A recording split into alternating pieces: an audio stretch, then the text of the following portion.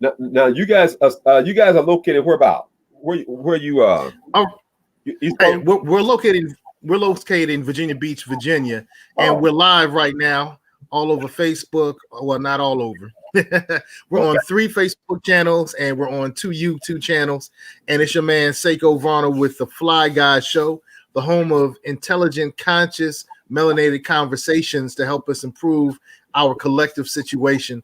I have the hype, the knowledgeable, the intelligent, the prophetic T West from Afrisynergy News. How you doing, good brother? Hey, my dear brother. It's good to be on your program. Thanks a million for your invite. I just got through yesterday listening to you interview brother, my brother, what was his name? Oh, you talking about Brother Keedy? Yeah. Last time I saw him was several years ago. We were in California at an event, and that was my first time we actually met face to face. Was there in Southern California. So yeah, that was a good program though. That was a good program. Right, yeah. Well, you two brothers are definitely of the same cloth. Definitely of the same cloth. So, Afrisynergy, tell me about how that came about. What does it mean? Does it have a definite direction? Is it a movement? Talk to me about Afrisynergy. Well, Afrisynergy is about reporting the news, the truth. When you want the real news, the real truth about geopolitics, about domestic politics, about even domestic social matters right here in the United States of America, well, you tune into Afrisynergy News. Now, the name Afrisynergy, Afri is actually, Afri, like Africa, and then synergy. Right. Synergy is when you synergize things, when you mix things up and you bring things together. Okay, so the synergy. So I'm also a Pan-Africanist as well. Okay, I am for home first, right here first. You make it hot right here, and then you spread out. You spread out elsewhere into Africa and other areas of the diaspora. So that's a little bit about Afrisynergy News. We are about reporting the facts, the truth. That's what we're about. Real news, real facts. So we report on all of that. What mainstream media, most of what they will not report to you or give to you in just little tidbits, we bring it to you. And sometimes it's multiple times during the day, several times during the week. We bring it all times and hours of the day and night. We bring it. So that's a little bit Well, about news. Yes. hey, you definitely bring it. You just had a video where you went back to 2015 and talked about how you predicted with analytics and by information on President Trump's winning. You have a number of videos that shows how damaging Joe Biden, Bernie Sanders, and some of the other Democrat candidates are. I'm just blown away by your content, man. Definitely blown away by your content. I was kind of surprised to find out that you voted for Trump. Would you consider yourself a Trump supporter? Oh yeah. I support Trump with a number of things. Some things I do not support him on. Some of his foreign policy things pertaining to Israel, that whole Iran situation. I don't support that. But there are other parts of his foreign policy that I do support, about bringing the troops, getting the troops out of Iraq, getting the troops, those who are in Syria, getting them out of there. I support those things. I support the fact that Trump, when he was running and campaigning for president, that he stated that the United States should not be involved in regime changes and nation building and wasting trillions of dollars on these foreign wars, that America should return its investment into the domestic economy to improve the American citizens, to improve the infrastructure right here in the United States of America, instead of wasting so many trillions of dollars, $7 trillion on doggone wars. Wars that George W. Bush and Dick Cheney started, that Obama started in Libya, in Syria, in Ukraine. That was all under Obama and Biden. Okay, so all of that affects your domestic situation here. It affects you, whether you're living in Brooklyn and New York, or the Bronx, or wherever in New York, whether you're living all the way on the West Coast somewhere, maybe in Seattle, Washington, or anywhere in between in Kansas City, Missouri, or Memphis, Tennessee. All of that affects your domestic well-being when you have a military industrial complex that is all about pushing war, war, war. That's a waste of money.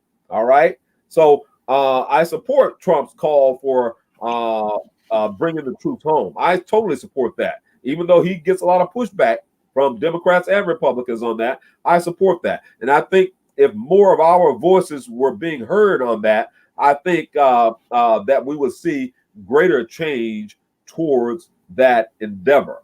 So, yeah, go ahead. Well, that's kind of interesting because you've been pushing the idea that we, capital W, capital E, need to request or push or demand that President Trump does an executive order on reparations. Can you talk a little bit about that? Oh, sure. Yeah. Okay. Let me give you an example first, because oftentimes when you see certain precedents, some things that you can sort of use as a blueprint, then if it turned out good, then you probably want to duplicate that in another area. And here's the example. Right. When Trump became president, you had Omarosa. Omarosa was there initially and all, and there was talk about with black colleges and universities and all. So Omarosa's gone, but the talk about historically black colleges and universities funding them, okay, continued. And that's what's important. I'm not Omarosa, but what the agenda was. The agenda was HBCUs, okay, and funding. So somebody stayed in Trump's ear, okay? They got in his ear and says, hey, look, why don't you, what about an executive order for monies for HBCUs? So Trump signed an executive order for HBCUs. After he did that, then you saw the Democrats over there in the House and all. It's like, oh boy, whoa, wait a minute here now. He's really taking some thunder here now with this. Okay. So what happened in the House? They voted to permanently fund HBCUs. But what stimulated that? What lit that spark? It was Trump's executive order. Okay. Now let's go to reparations. Okay. All right. So with reparations, you had the Bill HR40 that's been sitting in a desk in a committee for over 30 years that John Conyers around about 1989 put forward. It's been sitting for decades. Right. The movement. So how do you move that forward? One of the quickest way to move that forward would be for African Americans to say, all right, those who have the ear of President Trump, for them to suggest to Mr. Trump that, hey, look, if you would sponsor in an executive order a reparations, okay, that would get the ball started. It would force the Democrats in the House to say, whoa, wait a minute here now. You see what Trump just did? It would force the same sort of action that happened with the HBCUs. Okay? It would force the House to produce.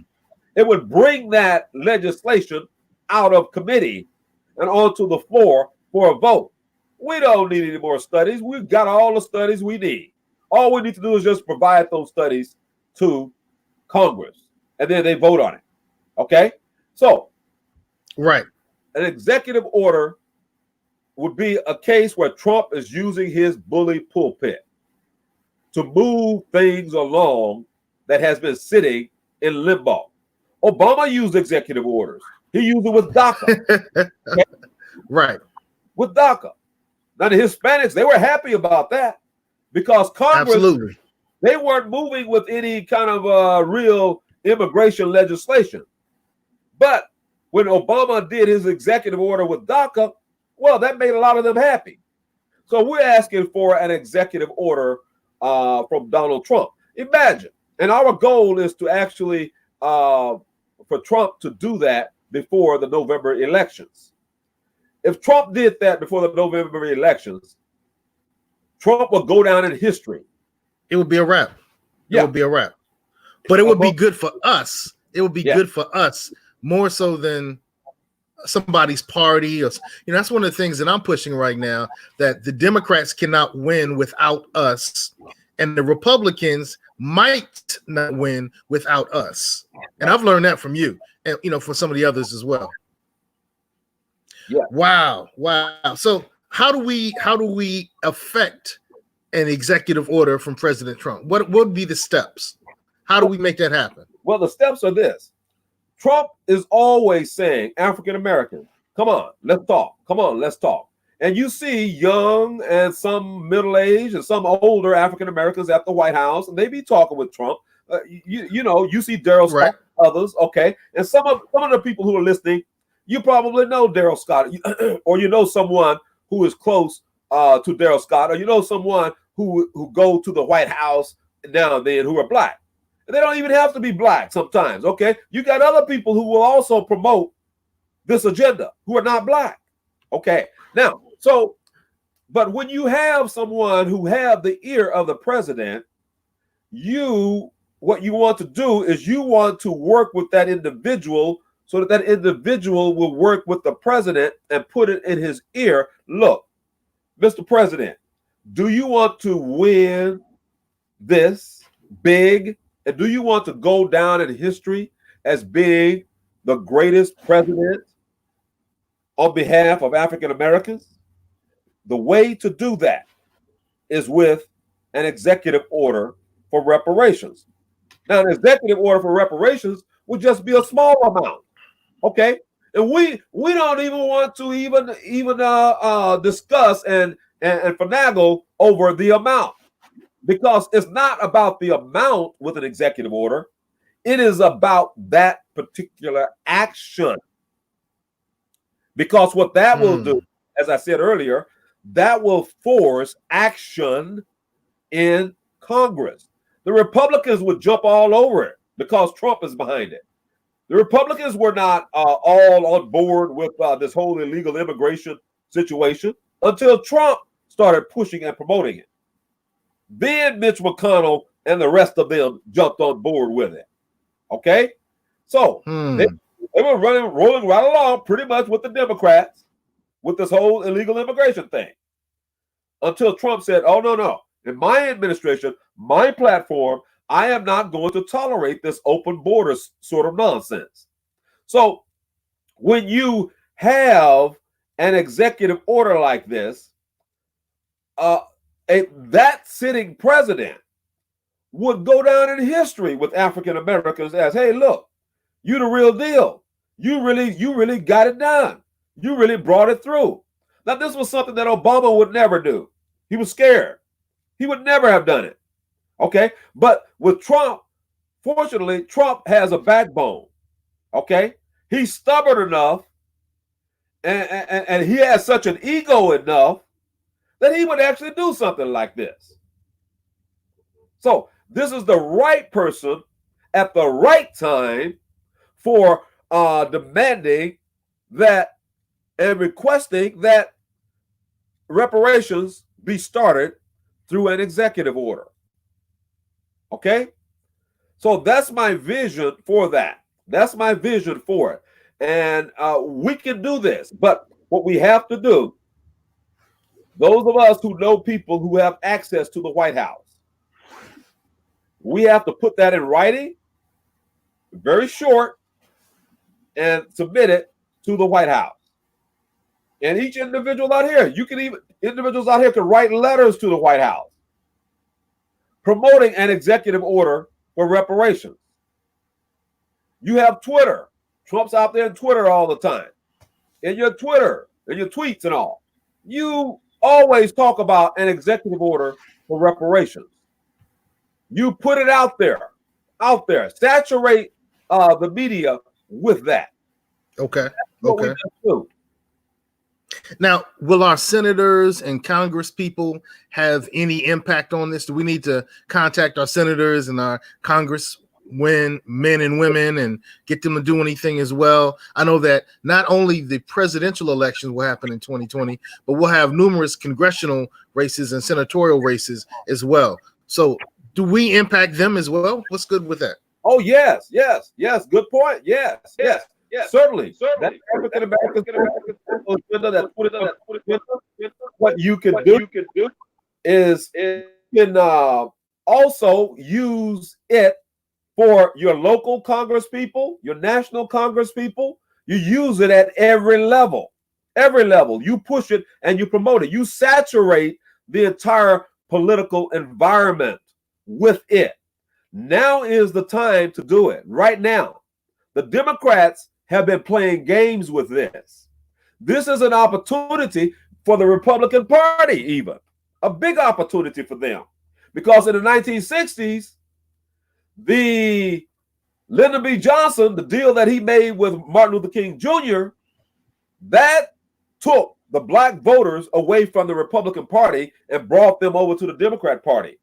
That was so profound that Lyndon B. Johnson said, I'll have these niggers voting Democrat for the next 100 years. Yo, you said that, and that blew my mind and blew my wife's mind when we took that into context, that our Republican hero, Dr. Martin Luther King Jr., met with Lyndon B. Johnson, a Democrat, and now this is kind of the result of it, that we haven't really got anything since the 1964 legislation, from what you're saying. That's right. That's right. That's right. 1964, 1965, you had the Immigration Naturalization Act, that bill that passed.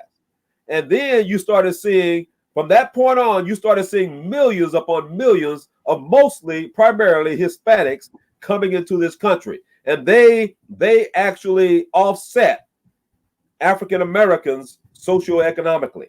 They did that in California and other states across this country. They started doing that.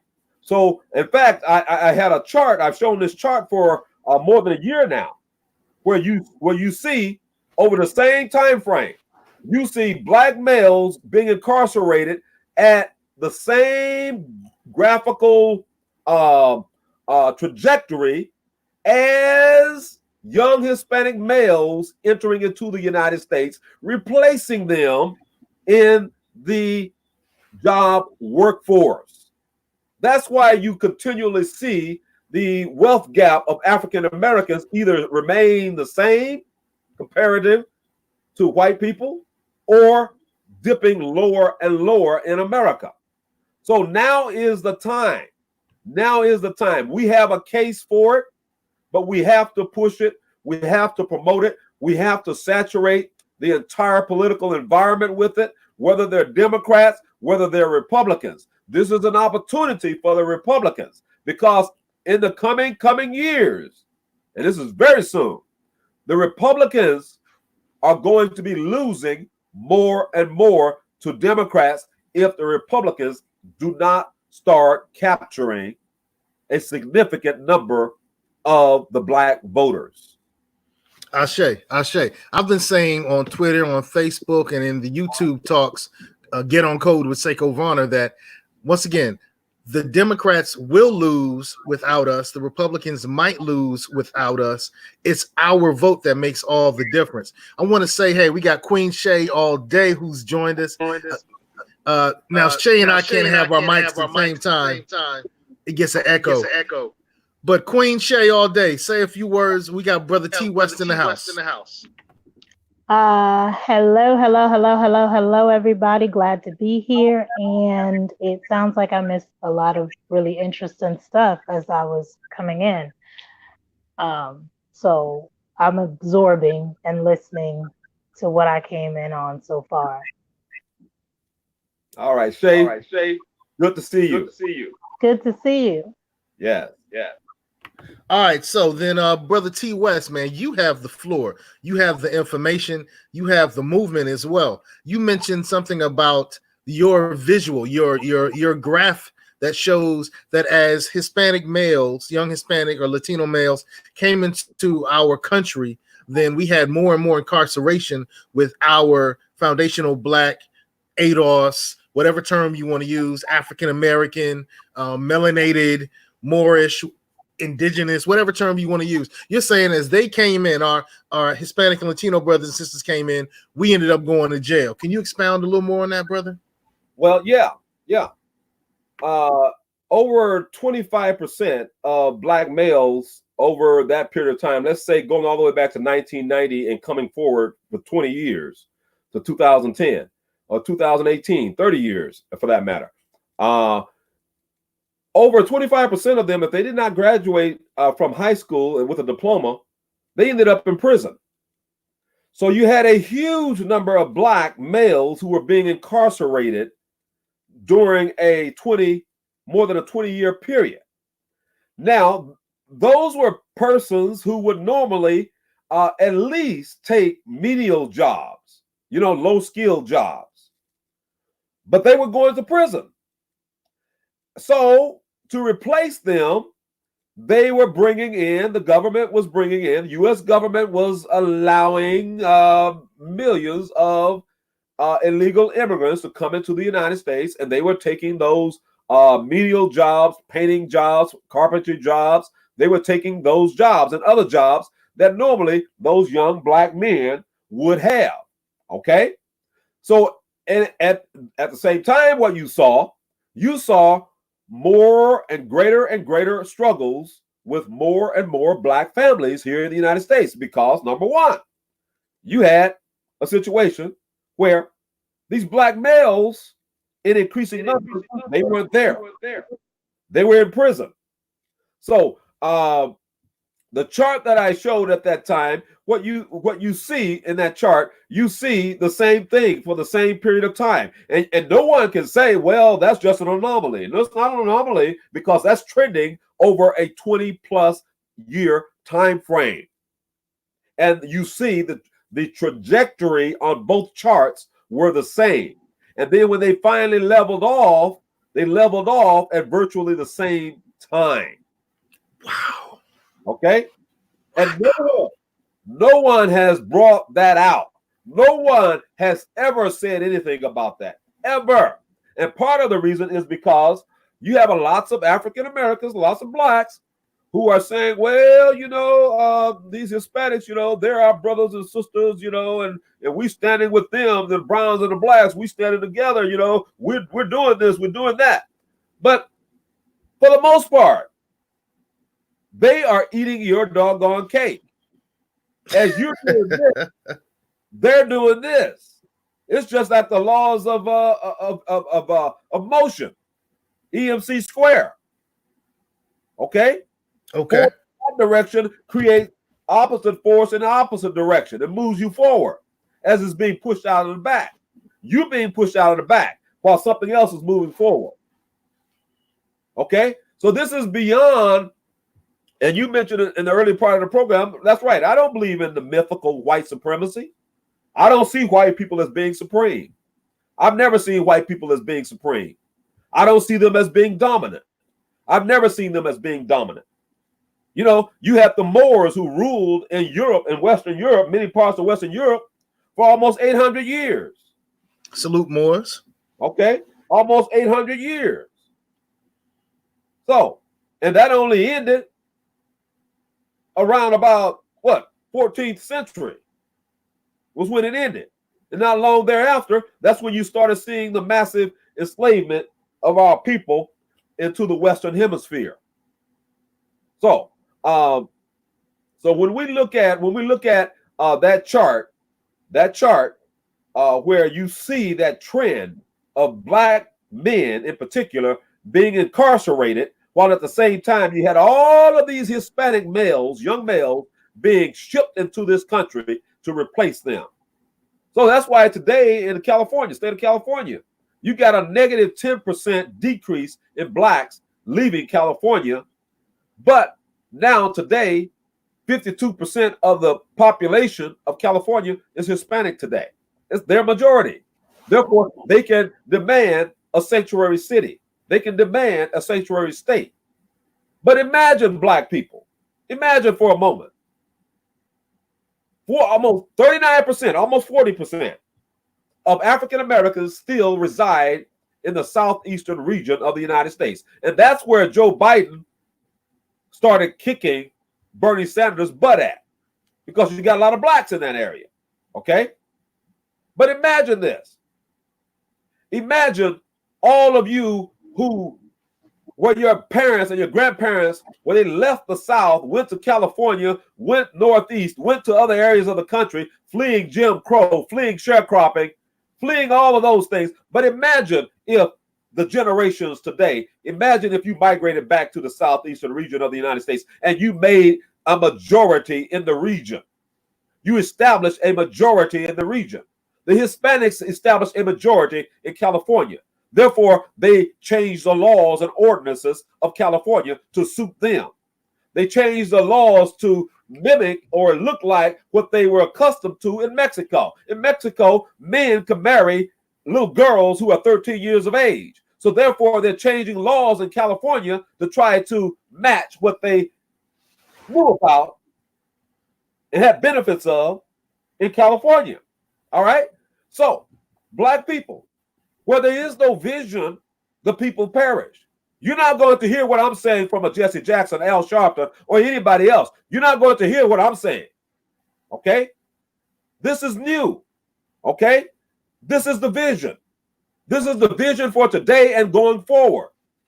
You establish your black Mecca in the southeastern region of the United States. You do that by getting the numbers, getting those numbers up, moving back from those areas where Jim Crow, sharecropping, and all the ugly sisters of chattel slavery chased and ran your foreparents off to. Move on back to those areas. Establish your black Mecca. Establish that. You're not going to gain anything in California anymore. What about Atlanta? You will never have the numbers anymore in California. But go ahead, brother. Say. What about Atlanta? Atlanta and Detroit are called black Meccas. Yeah. Atlanta is a part of the southeastern region. Detroit is not a part of the southeastern region. Okay? Detroit is not a part of that. You had a lot of blacks who left the South. They went up to up there to the auto industry in Detroit to work in the manufacturing industry up there. But their parents, they did good. They retired. They got pensions and all. They did good. But those children who are still there now, they're not doing as well as their parents were doing there in Detroit anymore because much of that industry was gutted. When in the 1980s, 1990s, you had all of those jobs. Remember Ross Perot talk about that sucking sound. Those jobs in factories going out of America, going to Mexico first, and then going over to Taiwan and to China. All those jobs were going out because at the same time, here in America, they were talking about, all in the media, they were talking about the browning of America. In other words, America is becoming a non-white nation. And white folks, white executives, white people were trying to get their wealth out of this country before you had attained a numerical majority in this country. That's what they were trying to do. So, but instead, what they also did, they used the Hispanics as a buffer zone between them and you. A buffer zone? A buffer zone, yes. Okay. In other words, if the Hispanics if you are struggling and trying to get the job over millions of illegal immigrants who are coming into the country, well, that takes your attention off of the guy up here who's holding most of the money. It takes your attention off of that. So they're a buffer zone. Okay? You got to fight through that before you can get to the one on the top. Okay? And the one on the top, as you see in that chart up there, that's in green. It's in green. It's more than 14, at least 14 times higher than the wealth of black folks, white folks' wealth. Then you have Hispanics.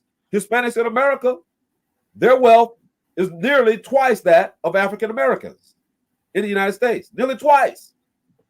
So African Americans, what do you have to lose? Trump's word. What do you have to lose? Okay. Woo. Trump's realistic. Trump knows that Jesse Jackson cannot give you a pot to piss in. He knows that Spike Lee can't do it either. He knows that Al Sharpton can't do it either. He knows that Jim Clyburn can't do it either. He knows that Nancy Pelosi can't do it either. They don't have the bully pulpit of the White House right now. Some say, well, T. West, well, Trump is a doggone racist. So what if he is? I'm not saying he is, but so what if he is? if I can make a deal with that racist to get what my people want, then I'm going to make that deal with the racist, because that racist is also looking for something from me. He's looking for my vote. He's looking for the black vote. Okay? The Republican Party is also looking for the black vote. It's just that some people in the Republican Party, they just don't know it yet. Okay? But they need the black vote. They need it really, really bad.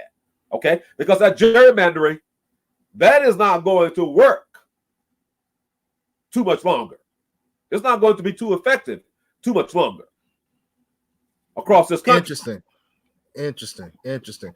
Brother T West from Afrisynergy News is on with Seiko Varner, DJ Seiko Varner at Grandpa Crunk, and Queen Shay all day at 360 Citizens.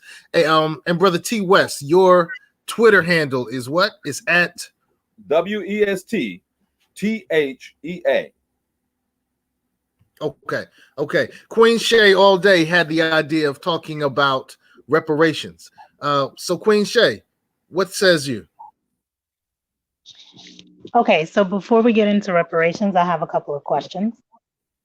So going back to the idea of a Black Mecca, Seiko, I think we thought about it at the same time. Atlanta is a huge Black population. So with the Black Mecca, what happens from there? Well, with the Black Mecca, what happens from there, the first thing that you want to do is you want to first map out what's most important for the group, for African Americans. That's the first thing that you want to do. And then you want to look at what is inhibiting those things that you have decided are most important to you. Next, you want to establish ordinances and laws that push aside those things that are inhibiting those things that you have determined are most important to you. Okay, now you've got some precedent. As I said earlier, when those Hispanics came in, legal and illegal, what they did, the children might have been legal, but the parents are still illegally here in America. They started working together and they started changing the laws and ordinances in California, in Baltimore, Atlanta. I think Atlanta is also a sanctuary city. Okay, so you got some Black folks up in there who aren't thinking too well in Atlanta. Okay, all right. So you establish your laws and regulations for your domain, for your municipal area, for your regional area. You establish those things. It's about the numbers. The numbers. So I agree. I think that's something that's definitely needed and something that would make that change. Like, there are things that once you have the numbers, you start making changes. We've seen that over history and different groups in our own community. How do you get to that point though? Because so even looking at reparations, for example, when you talk about reparations, of course you're going to get pushback from white people. But when you talk about reparations, you get pushback from Black people too. Sure. Yeah. And so with so many different streams of thought, some people, my take on it is a lot of people grow up in a culture, in the American culture, that pushes you to see things from what I like to call the colonizer mindset or the colonizer point of view, even no matter what race you are. And so when you hear things like reparations, Black people who have taken in these messages of Black people are lazy, Black people just want handouts, Black people just want free money. When you look at Black people who have attained higher levels of education, who might be doing fairly well for themselves, and they look at their lower income brethren and they say, well, if you just give people money, then they're not going to know what to do with it. And so how do we unify to even get the numbers? Even if we have the population numbers, how do we get the unity numbers to actually make changes and have a unified voice? Mm-hmm. Okay. Yeah, you do what we're doing right now. All right. Right now, you have the most powerful medium ever known in history, and that is the power of social media right now. It was so powerful that when Donald Trump won over Hillary Clinton, in spite of mainstream media believing and saying that that Hillary had it in the bag and that she was going to win, it was social media that primarily helped Donald Trump pull across the line. So much so that mainstream media, in an envious way, they started referring to social media as fake news. Okay? That's what they started doing. Because for the first time in history, it was social media. It was us out here who made the big difference. Okay. So that, first of all, would be the area where we start at. We start right there. And we're doing that right now. That's why I'm on your program, because we're doing that. We're building the framework for this. Okay. We're changing the hearts and minds of the people.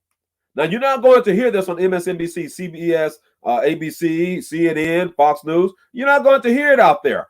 You're not going to hear it on NPR. You won't hear it. Okay. You only hear this out here in the biggest media now, which is social media. It's bigger than old mainstream media. Legacy media is bigger. This is bigger than that. So it starts here. It doesn't end here, but it starts here and it continues here. And when you start changing the hearts and minds of the people, then politicians start listening. They start looking. Okay? When Tom Steyer, who was a Democrat candidate running for president, the billionaire, when he saw that, well, look, I'm not getting any traction saying this, but for South Carolina, heck, I need to talk about reparations. So he started talking about reparations. He started talking about what black people wanted to hear. And so what happened with him? Okay, he did win 11% of the vote in South Carolina because he tapped in to what black people more and more were talking about. Now, your other comment and question, you're going to always have some people who are going to be at odds with you. Always. Okay. Always. But your goal is always to win the hearts and minds of the people rather than they win the hearts and minds of the people. You have to outcompete them. You have to be better than them. That is the goal. We can do that. And we're doing it. We're doing it right now. Okay? So there's a lot of work involved with it. Lots of work. But we got to do that work, and we're doing that work. So those were very, very good questions. I don't know if I covered all of what you asked right there, Shay. If I didn't, go ahead and chime back in. I think you did cover it. And one, I want to note that we have a comment about the fake news, that Trump and the GOP are the ones who started talking about fake news because they were saying things that he didn't like. Hillary did win the popular vote, but she did not win the electoral vote, which is the determining factor. But more so, I wanted to talk about, so one thing I saw Bug commented, he talked about the gentrification of Atlanta, something else we're seeing in DC as well, where the market and the housing, commerce are being controlled by corporations, by housing corporations, which tend to be either white or Middle Eastern a lot of times. So they're controlling who's living where, what gets built, what kind of things are showing up. So there's a challenge there.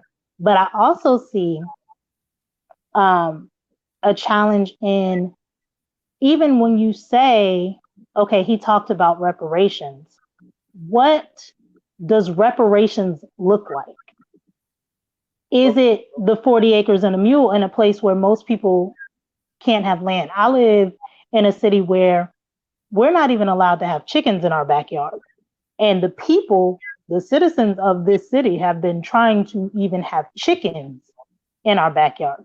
So what does reparations look like? And how do we push back when a lot of the spaces, even social media, so like Facebook has algorithms where certain things are, people have reported their posts being taken down if it discusses race too much, whether it's positive or negative.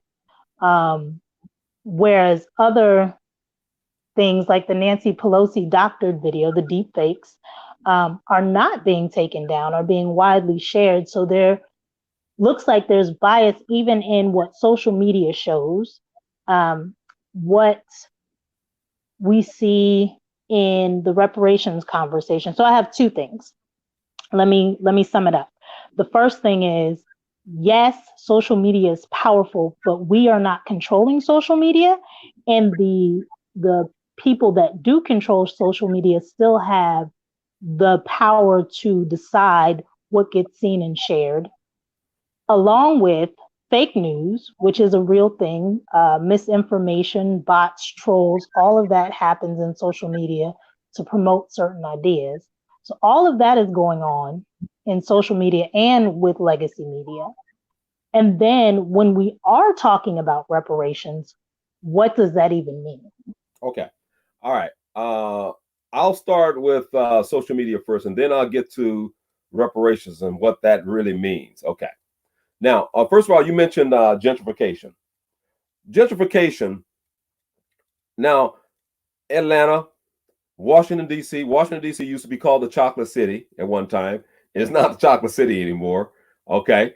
Now, but that is mostly the fault of African Americans. Okay. Anytime African Americans will cape for other groups, especially immigrant and more specifically illegal immigrant groups, more than they cape for themselves, then bad results will be the result. Bad results will happen. Okay. Now, so in Atlanta, which I believe is a sanctuary city, I think Atlanta is a sanctuary city. And it shouldn't be a sanctuary city, but black folks, black politicians, not just politicians, because you got voters who have allowed that to happen there. Okay. When you allow these things to happen, little by little, more and more is taken away from you. All you got to do is look at South Central LA, Los Angeles, California. Look at some areas where it's already happened at. Okay. And then you'll understand. So, gentrification, anytime you have a huge wealth gap where white people have at least 14 times more wealth than black people, then it is far easier for them to control property, tax valuations, and other aspects, other trickology to get property away from blacks in urban areas primarily. It's easier for them to do things like that. Which, by the way, it was property that through which white people acquired that huge wealth gap. Land grant acts, homestead acts, all of that, and then not to mention redlining, all that came even after the Homestead Act, land grant acts, all of that. Okay, that's why we demand reparations. We're not requesting reparations, we're demanding reparations. Okay, because it is owed. Okay, now, when you look at Washington, D.C., I know Baltimore is a sanctuary city, and Washington, D.C. probably is too. Okay? These are where you have a huge black population, but black folk are not in touch with the realities of what will move them forward collectively. They have tapped into the old traditional mainstream media's ideology. Okay? We, people of color. All right. I don't even use a doggone term, people of color. I don't use it. When I'm talking about us, I say black folks. I say African Americans. Okay? Not people of color. And you'll notice something else. Donald Trump never referred to, when he's talking about black people, he never referred to them as people of color. You'll never hear him talking about using that term, people of color. I've never heard him say it. He said African Americans. You see Bernie. He also says the blacks. Yes. Like that's yes. yeah. Black, so black. On the one hand, yes, he might not say people of color, but on the other hand, he does seem to kind of not see it as more of a people term as much as a category, the blacks. Well, it is a category. It is. I'm happy. It's a category. The blacks. I'm the blacks. Hey, yeah. What else did Trump say? He said that slavery was barbaric. That slavery was savagery. Okay? He referred to those of your ancestors, my ancestors who were enslaved, as sacred souls. Sacred souls. You don't hear the normal politician, white politicians saying things like that. You don't hear that. But Trump said that. So do you feel like Trump is an advocate for black people? Because one, I definitely assume that if we were in slavery times again, that he would definitely own slaves. Two, I don't listen to what he says. I watch what he does. I haven't seen him do anything to address any type of systemic bias or systemic injustices. Okay, well, hold that point. Okay. All right. We're going to deal with reality. We're here right now. We're not in slavery time. So Donald Trump is here right now. All right. The First Step Act, when he signed that into law, that was beneficial to African Americans mostly and primarily. Over 93% of those who are coming out of prison are black men. Over 93%. That's good. Okay. Now, secondly, the fight against illegal immigration into this country is most beneficial to African Americans. Okay.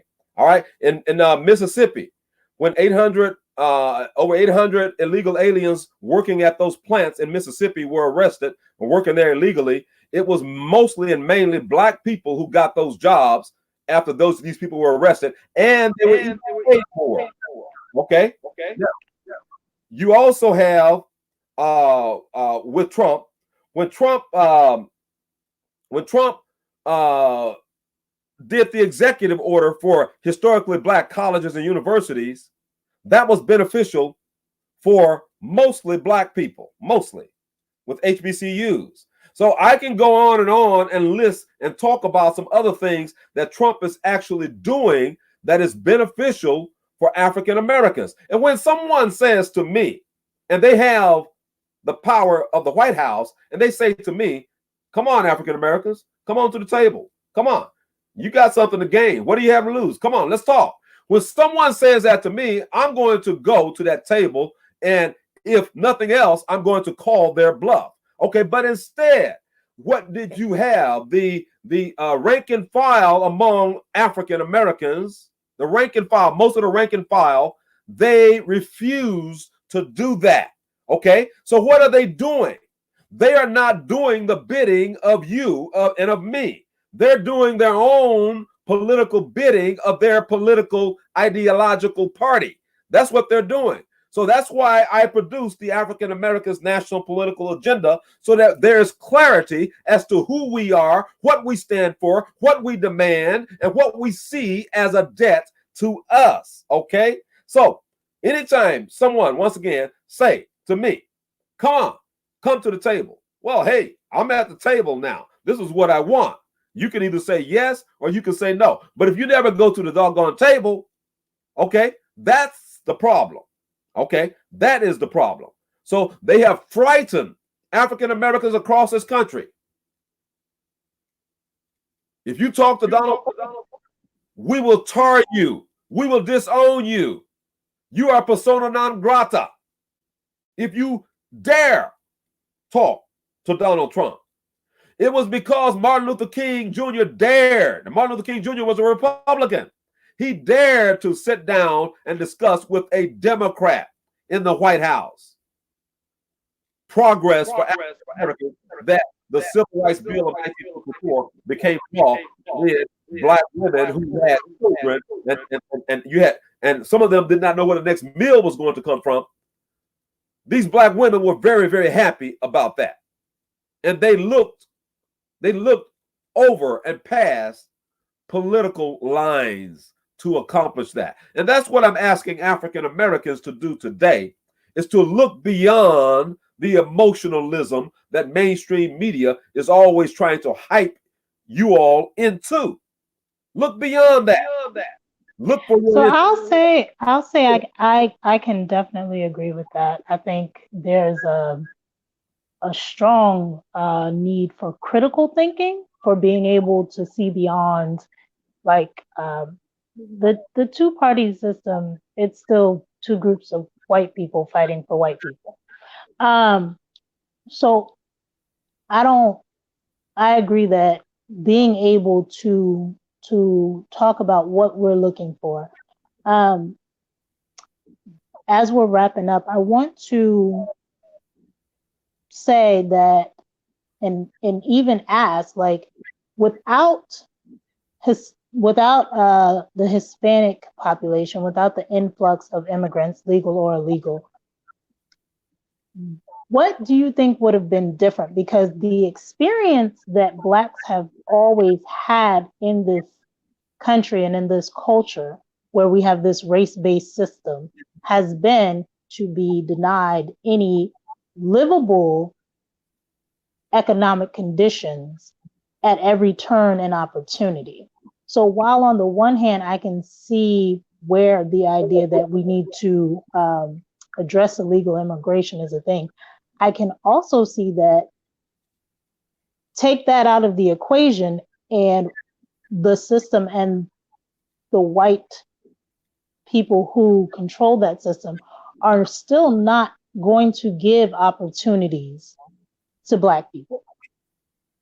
Well, you don't look for white people to give. Some white people are willing to do the right thing. Some of them are not, and some of them never will be willing to do the right thing. But some of them are willing and ready to do the right thing. Okay? Now, that's the opposition for those who are not willing to do the right thing. That's your opposition. But for the opposition, we push against that. We continue to push against that. What is the old saying? If you get knocked down, what do? You get back up. Okay? You get back up. All right. Now, you never get anything without being knocked down, anything of really of importance if you're Black in America, without getting knocked down at some point. King got knocked down. A number of other Blacks, they got knocked down, but they got back up. You get right back up and you keep pushing until you get what you came to get, what you are demanding to get, what is yours. Okay? And reparations is yours. All right. There are various reasons why you deserve reparations. And the fact that Donald Trump mentioned the word reparations, the fact that Mitch McConnell mentioned it, the fact that others are mentioning the word reparations, that is a sign of progress. Now, the case for reparations is the Black and white wealth gap. That is the biggest case for reparations. That is the information that's out there. Okay. Joe Biden, you look at his adverse words about reparations. He doesn't support reparations. Same thing with Bernie Sanders. Bernie Sanders have a hard time referring to African Americans. So he lumped them in as people of color. And then also you have the seeding of reparations at the national and at the local levels, okay, where you have universities and religious institutions who are now putting together reparations packages, okay? All right, so we have to have it at every level, at the highest level down to the lowest level. So we're pushing, all right, promoting that. So I think I'm getting the picture. So regardless of, so the illegal immigration conversation, the Hispanic conversation, is less about them, more about us needing to focus on ourselves, needing to gather and unify with a plan and what we're asking for. That being said, as you're talking about reparations, can you spend the next minute or so just breaking down what reparations looks like for Black people in America? Well, as I said, the justification for it is the Black-white wealth gap in America. All right, and you all see that on your screen. You see it. That's what it is. That's what it's been for generations in America. That's the case for it. Now you had the chattel slavery, and then you had the ugly sisters of chattel slavery, the Jim Crow, the sharecropping, the redlining, and all other different forms of discrimination. You had the affirmative action, which they piled on and let everybody come into affirmative action.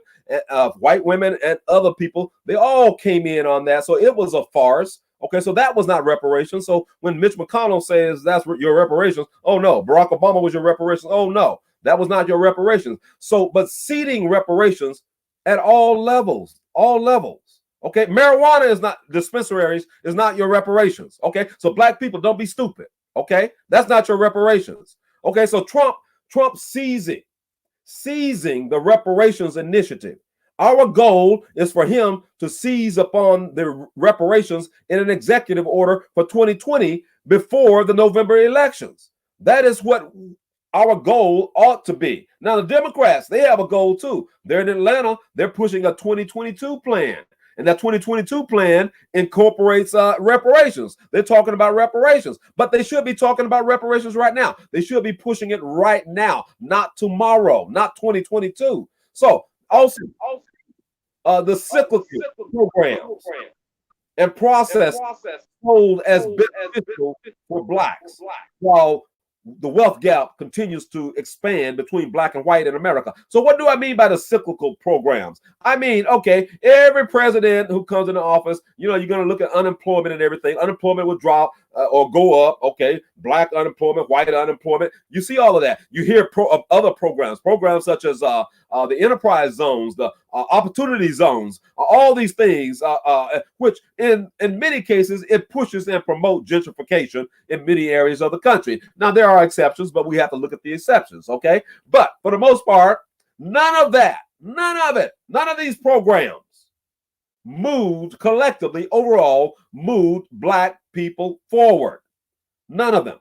Okay, so if none of them did that, and none of them did, then you have to look at something that actually triggered and caused that huge wealth gap to develop between Black and white in America in the first place, which was the huge land grant acts, the huge homesteading acts. Okay, when they started talking about General Sherman and all started talking about 40 acres and a mule and all the whole bit, when you start talking about the Freedmen's Bank, Freedman Bank, and all, when you start talking about all of those things, those are areas that African Americans that were for African Americans specifically. Even the 14th Amendment.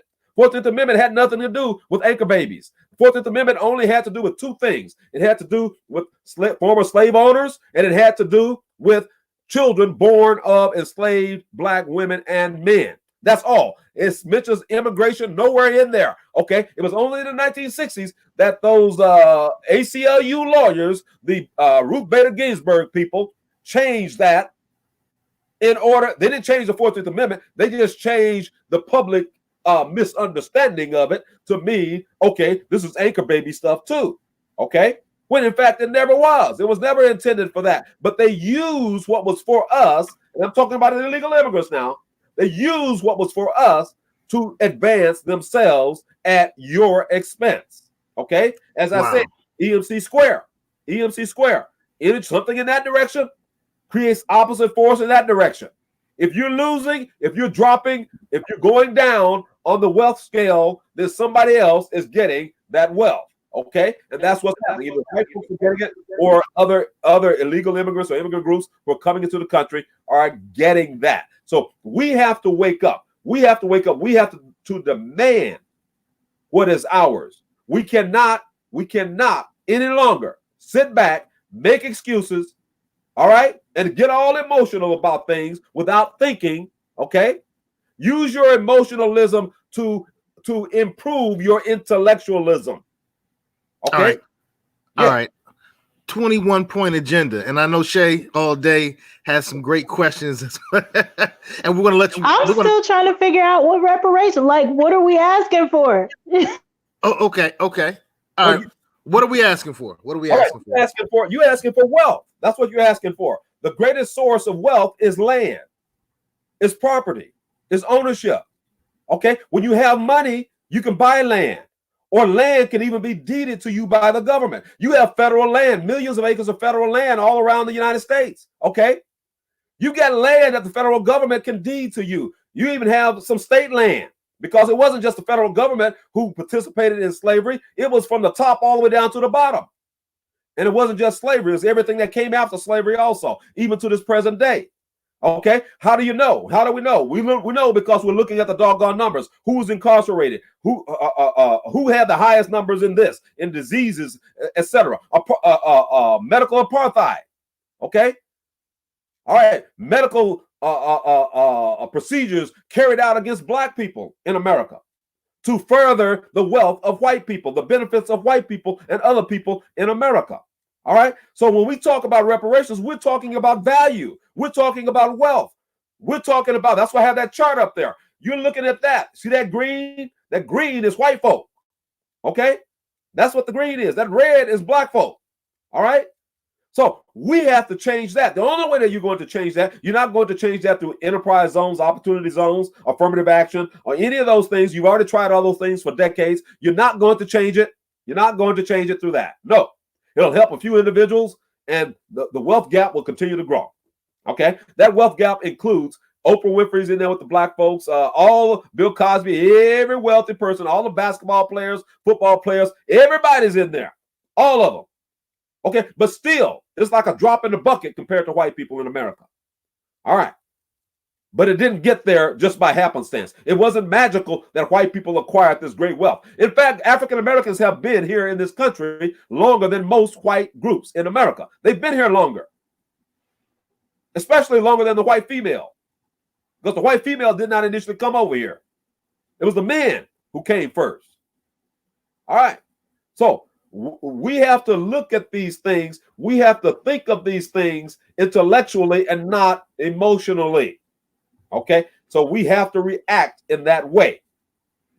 All right, check this. Crumb from Crumb TV, the person who has this great platform, one of which we're sharing, says only nations get reparations. Black is not a nationality. How do you address these type of comments? That's not true. That is not true. The Japanese in America, Japanese Americans were not nations. They were not a nation here in America. They were not. No, I know where he's going with that. That's not true. Okay. It's totally not true. That's not accurate. You can, as a people, as a group of people, what was done to you was done to you as a group of people. Okay. And a nation is a group. Okay. All right. So, I mean, we can parse words and the whole bit and everything, but you are a group of people upon which this was perpetrated upon you, against you. Okay, so as a group, you come back with a redress to get the reparations that you're owed. All right. You know what? I've often heard if blacks got reparations, they would go spend it at the Lexus dealer the next morning. And Crumb also put up a statement about folks think that reparations is going to work like food stamps. Any comment to those type of comments? Because those come all the time. Those come all the time when we talk about reparations. Yeah. Well, no, that's inaccurate. Most black people are good stewards with money. Okay, most black people are.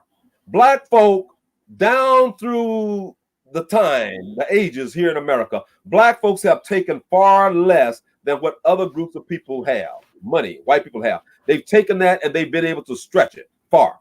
Now, you also have some black folks who they'll just waste it. They'll waste money. You've got that. You always have people like that. You got white people like that. You got Asian people like that. They'll waste it. They'll blow it. Okay. They blow it. There's no welfare for them after that. Okay. They waste it. It's on them. Okay. All right. Let's stop making excuses. Okay. Let's stop making excuses. I am not one. I live here on my homestead, on my property here. Okay. All right. I am not one who's going to just waste money, throw away money. I build. I'm a builder. And most black people are that way. So let's stop playing into those stereotypes. Okay. Because most black people are just like me. Just like me. Mainstream people will show you the idiots. they will project the idiots out there. The 21-point agenda, your 21-point agenda. Then I want to fall back and let Shay come back with the heat. But talk about your 21-point agenda. I actually have it up on the screen right now. Okay, all right. Is there any particular point in there that you want to start with, or would you like for me to just jump into it? Jump on in, bro. It's a nice river. Jump on in. Okay, all right. Well, the first part of the agenda is item number one. Item number one on the African Americans National Political Agenda says that a government study, and y'all know this is already there, okay, but a government study on the adverse effect today of slavery, Jim Crow, and discrimination against African Americans, adverse effect on establishment and accumulation of generational wealth, and the monetary value to beneficiaries of slavery, Jim Crow, and other forms of discrimination. That's item number one, okay? So that's talking about reparations. So item number two, reparations is owed and must be rendered to African American descendants of those enslaved beginning approximately in 1619 in primarily British, French, and Spanish colony territories and what would become the United States of America. Because we know that in 1619, that United States was not yet a nation. It did not become a nation until a long time after that. What was that? 1776. Okay. So the British. So if you're talking about reparations, you got the British right there. You also have the French right there. You also have the Spanish. All right. Item number three, to move Reparations Bill HR40 into discussion from the committee to a full vote on the floor, the House floor. Isn't HR40 trash? That's what I keep hearing. The HR40 is pretty much trash. Well, HR40 is really nothing. It's not trash. It's really nothing because it's just it's less than one page. Okay, it is about doing a study. Okay, okay, that's okay. What. So it's not totally trash. Okay, but it is something that we should push out of that committee. Okay, it should not be in the committee. It should be on the House floor. All right, but it's a starting point. Okay, it's not zero, so it's not totally trash. No, it's not that. You can use that, as I said earlier. Black folks could take something that's not much and really turn something into it, and really make something out of it. And we can number four with this if you got the right people working with it. All right, so item number five. Hard work. Well, no, item number four, to produce a U.S. Senate bill equivalent to H.R. 40 in the House. Now, I had written this agenda before Senator Cory Booker and another senator actually went out there and they produced a Senate bill. Okay?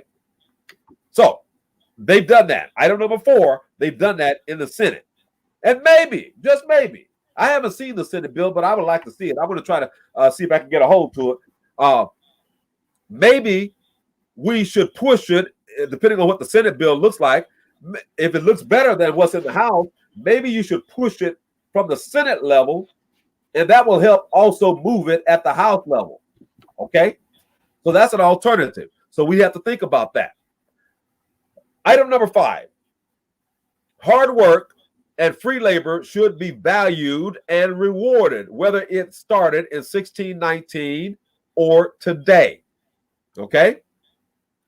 You heard Jim Clyburn say that unemployment for blacks were lower during slavery than it is right now.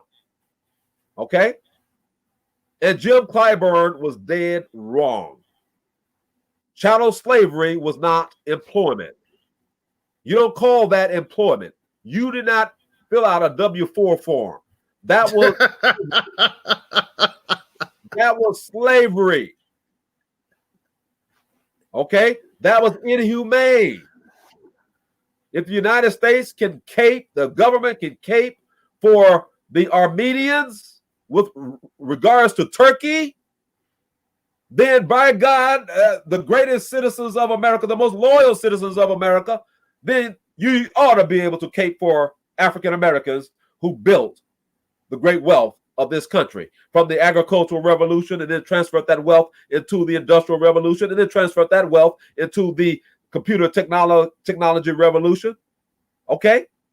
So all of that was started by us, by our ancestors in the United States of America, and even before it was the United States. So, item 6, all citizens of the United States must have the right to vote, and that right must be protected. That's item number 6. We believe in this. Item number 7, prison reform must include the right for ex-felons who have served their sentences the right to vote in all states, not just some states. In other words, this must be federal law. Okay? Okay. All right. Item number 8, the Constitution of the United States must be upheld. Okay? Now, the Constitution of the United States, had the white men obeyed the Constitution of the United States, there would have never been slavery, because the Constitution starts out that all men are created equally, right? Well, then you would have never enslaved black men. All right? So you had to try to create something to go around your own Constitution, which you didn't come up with in the first place. The Iroquois, you borrowed from the Iroquois Constitution to create the U.S. Constitution. All right? So, but you wouldn't have had slavery had they only been true to the words on the paper. And as the Native Americans say, you know, they lie. They lie. Great treaty. All right. Forked tongue. Okay. Okay. So, item number 9, federal laws of the United States must be upheld. In other words, you cannot have these state laws overruling federal laws. These sanctuary cities, sanctuary states, where you have a fifth rail, other foreigners who come in and they create and they bring in their own laws and ordinances to suit their needs at the state and city and municipal levels. So no, we can't have that. So, and item number 11, the core of families are male, female, and children. Now, I've never seen a family that was produced with Pete Buttigieg and his husband. Wow. Now, does that point muddy the waters when we're trying to get as many of us behind it as much? Well, no, it's saying what we stand for. You know, if you look the traditions of Africa, if you look all across the continent of Africa, the only exception being mainly South Africa, all right, and the white folks, they really did a head job on blacks in South Africa, okay, during apartheid. All across Africa, Africa rejects that type of behavior, okay, and we are children of that continent, and even right here in this country, Africans reject that in a majority. And I'm going to point out a point here. Notice that Pete Buttigieg in South Carolina, African-American voters says, no. You're a nice guy, but we're not going to vote for you because we don't buy this Tom and Bill thing. We don't go along with that. All right. Now I know I step on some toes of people. That's okay. I don't care. Okay. I'm just calling it what it is. Okay. All right. So all right. I think the one that I've highlighted, number 14, is the one I really want you to expound on. And then we're going to go back to Shay all day, who has a question. Okay. Hit number 14. Is that number 14 I have highlighted? Yes, 14. Social and welfare. Okay, so item number 14, social and welfare programs must be a means to self-sufficiency, not a lifestyle. What that means is, what it means is this. You have people who get on welfare, they get on government programs, they're able-bodied people, they have their mental wits about themselves, but they refuse to work. They just want to perpetually be on welfare programs. Now, this is white folks, black folks, Asian folks, Hispanics. That's what they do. Okay? We're against that. We're against that. We don't stand for anything like that. People who cannot work, there should be a social net for them. But people who are able-bodied persons, they ought to work. They ought to take care of themselves. We should not have any freeloaders. Okay? All right. Interesting. So look, where can people find your 21-point agenda? And then I'm going to turn it right over to Shay. All right. Well, out there on my channel, on the Afrisynergy News channel, you can find that 21-point agenda, because in most programs, I post that 21-point agenda right out there in the comment section, and you can cut and paste it and share it, print it out, share it with other people wherever you are. And also in Facebook, also YouTube and Facebook, you'll see it. Yeah, you sent me an emailed copy of it, and I truly appreciate that, good brother. Queen Shay all day, Queen Shay all day. I fall back and let you take over. I have 3 things, and then I'll be done for the night. The first thing is, when you say descendants of slavery, I already anticipate, how do you prove that you're a descendant of slavery? That's one thing. 2, Marlon Christian in the comments said something that I agree with, which is, can you really see Trump doing this in an executive order? And he said he can't see it without a civil war. I'm not going to say I don't see it without a civil war. I'm going to say I don't see it without some significant changes in our upbringing and our culture, enculturation in America. And the third thing is, I'm not hearing anything that acknowledges the trauma that African Americans are still experiencing. So when you talk about being able to work, being able-bodied, I think to not address mental stress, mental distress, mental incapacitation is folly. To not address that, and the fact that education and some type of support need to go with reparations. Okay. You got hundreds of thousands, probably actually several millions. You have several millions across this country who actually get what some people call the crazy check. Okay, they're getting that. Okay, so that's not an issue. Okay, they're getting that. You got people who do not have any mental conditions, but they don't want to work. They won't work. Okay, that's what I'm talking about. Okay, those people must work. Those people must not freeload. Yes, you have post-traumatic slave syndrome. You have all of that. Okay, you have that with some people. You do. You have some people who are faking. Okay, and professionals are the ones who evaluate those situations. So that has to be taken on a case-by-case basis. But as I said, you have some we know should not be freeloading on the system. That's American citizens. That's also some of the illegal aliens who are coming in here into the country. They come here and then they become a public charge. In other words, they get on the welfare system. They get in HUD housing. And they're not even citizens. And HUD housing for them is illegal. But they've been able to get it in the past. So, excuse me. So, that is how I would address that particular area right there. Yes, you have the post-traumatic slave syndrome, but we have to seriously look at where that is, because you have some people who are just faking and they want a free ride. You've got that.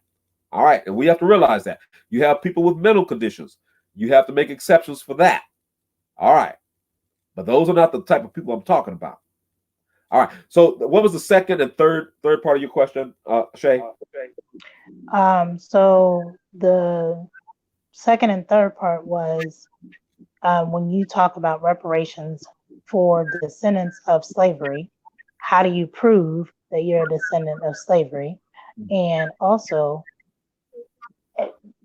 The idea that this is something that Trump would do in an executive order it's super far-fetched to me. Marlon Christian brought it up. Gotcha. I got it. How would that move? All right. Well, an executive order for reparations is not far-fetched. It's not far-fetched at all. Several decades ago, they thought an executive order and then legislation for reparations to what white people at that time, they were hating on the Japanese, calling them Japs and squinty eyes and all that. They thought that that was impossible. They're our enemy. Never, no reparations to these Japs. Okay, that was a term that the white folks were using. But reparations was given. It happened. Okay. And even in spite of the fact that you had some people in America say, oh no, over my dead body. But they had no say in it, because those things are decided at the high level of government. When the government make those decisions, it's made. Okay? So the decision was made. And I think that started under and with Ronald Reagan, with the Japanese. All right. So the other question, so it's not far-fetched. Okay? You have not because you ask not. Because you ask not. If you cannot believe, then you cannot achieve. If you cannot dream it, you cannot see it. Okay? If you don't have the vision, then you're not going to see it. Okay? So you have to look beyond the I can't to the I can. That's what you have to look at. So that's my message on that. You know, there were people who told Martin Luther King Jr., you will never get what you're looking for. They will never sign that civil rights bill, Martin. They will never do it. But King kept on pressing. Got beaten up, thrown in jail, but he kept pressing until he got it. He got the job done. All right? You will always have naysayers. Always. They will always be out there as naysayers. But you will always have, more importantly, the workers, the believers who are out there working to make it happen. So we have to do that. Somebody had the idea that we're going to put it in Donald Trump's ear. For black people, for the historically black colleges and universities, we want an executive order. You had a naysayer who said, no, that will never happen. Donald Trump is a racist. He will never do that. You had others who said, oh, Alice Johnson, oh, black woman, release her from prison. Donald Trump, oh, that will never happen. Donald Trump, he's a racist. He's a bigot. Remember the Central Park 5? He'll never do it. And tomorrow I'll have on my program Clinton Stewart, black man, out of Colorado, pardoned by Trump. Okay? All right. I'll have him on the program. But the naysayers you will always have with you. They will always be here. But the believers and the ones who are believers and the workers, they work to make the naysayers. Okay? Just that, naysayers. Because they work to make it happen. That must be our goal and objective. All right. Now that third part, the last part of that question was, ask that question again so that the users will hear it. So the last part was, when we're talking about giving reparations to descendants of slavery, most Black Americans, we don't have that record keeping, that ability to trace even back to slavery, much less to our original ancestors.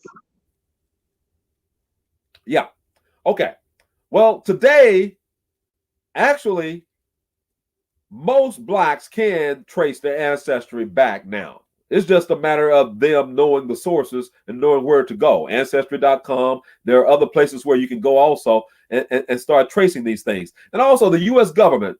Okay, most people probably don't know this. The U.S. government have a lot more of those records because those slave owners, because you as a commodity was valuable to the slave owners, they have records of all that, tax records, because they got tax write-offs. If they lost a slave, they could get insurance for that. Okay, even after slavery ended, Slave owners got more than $240 per slave head that they lost. So they have records of this. The U.S. government have records of these things. Religious organizations have records. Mormons, they got records. Universities and all, they've got records. They're out there, okay? It's just a matter of people starting to talk and starting to look, okay, and ask questions. You will find these answers. They're there. So we know, most of the overwhelming majority of black folks who are in the United States, okay? And you didn't come here on the boat recently or on the plane from Jamaica or from England or from somewhere in Africa or wherever else in the world. You didn't come here recently at all. You know that, and look, you're a descendant of those who came here on slave ships. You know that. And not all blacks even came here on slave ships. Before slavery was 1619. Before 1619, you had blacks who had came over here on the ships with the Europeans, and they were free, not slaves. Some of them even came as indentured servants with white indentured servants. But it was only in 1619, after 1619, where they started changing the laws. So it's no, we can't enslave white people. It has to be blacks. Okay? Well, not everybody, a few small minority of blacks might, when you start doing the research, you might discover, well, hey, look, my ancestors were not enslaved, but that's very, very, very small number. Very small. Yeah, we saw that with Ava DuVernay. She did some research on, I can't think of the brothers, I can't think of it, Skippy Gates show, and it showed that her ancestors came from different areas, and so they didn't go through that enslavement period, but they did go through the Jim Crow process. So I know that FBA, Foundation Black Americans, and ADOS are both using the designations of your lineage went. I mean, not lineage because we're the lineage. Your ancestors went through enslavement here in the United States of America, and they suffered and had rights taken away from them and demeaned during the Jim Crow era as the people who would be recipients of reparations. What are your thoughts on that? Because to me, I hear you saying we simply need to get the order pushed with the person who can push the order, the president. Right. And you've also said that the numbers, the money, that part is not relevant at this stage of the game. Right. So is the definition of who should get reparations, is that important at this stage of the game? No, it's not important at this stage of the game. Okay? It's not. As you start going through what you have to go through first, all of that will come in its time. All of it. Another measurement also, when you start looking at poverty numbers, if you were a descendant of slavery, when you start looking at certain poverty numbers in families, you can also guess who were and who were not. Okay? Really? Yeah. Oh yeah. Oh yeah. Oh yeah. Yeah. Those who came through the slavery part of it, those blacks, they will probably have less money, less property. Okay, there are exceptions, of course. Okay, all right, but for the most part, the rule is that they're going to have less in number. Okay, you're going to have others who didn't come through chattel slavery. They may have came here from, even though Jamaica had slavery, it was different, but it was the same in many respects too. Well, Jamaica owes them reparations. Well, Britain owes. Britain. Okay. Well, France didn't play a big role right there, but it was a little role, but definitely a big role in Haiti for France. Absolutely. So, France owes them reparations. Yeah. So you could have people who came from somewhere else. Maybe they came here from London by ship in 1890. Okay, they came here by ship, and they weren't rich, but they weren't bad off either, and they settled in a free state. where slavery was not allowed. Okay, and all of their children today, you may notice, oh well, they're excelling in in a number of areas, in reading, math, science, the STEM programs. You might notice all of that. Okay, so you have a little bit of that, but those are exceptions.